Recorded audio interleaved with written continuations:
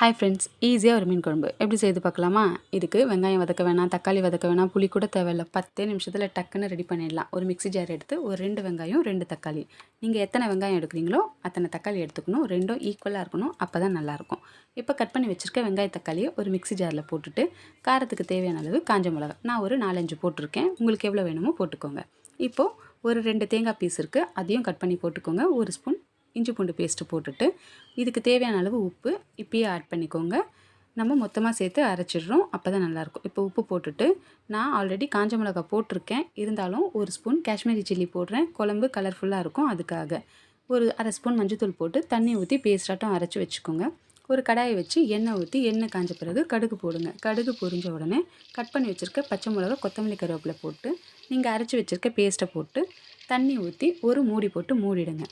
ஒரு 10 நிமிஷம் கழித்து திறந்து பாருங்கள், நல்லா கலந்து விடுங்க. இப்போது இதுக்கு எந்த மீன் வேணாலும் போடலாம், குட்டி மீனாக இருந்தால் கூட நல்லா தான் இருக்கும்.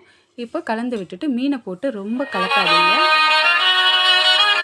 மீன் உடஞ்சிடும். அதனால் போட்டுட்டு சும்மா கலந்துட்டு ஒரு மூடி போட்டு மூடிடுங்க. 10 நிமிஷம் கழித்து ஓப்பன் பண்ணி பாருங்கள், சூப்பரான மீன் குழம்பு ரெடி. நாளைக்கு இன்னொரு ஈஸியான சமையலில் பார்க்குறேன். பாய், தேங்க்யூ.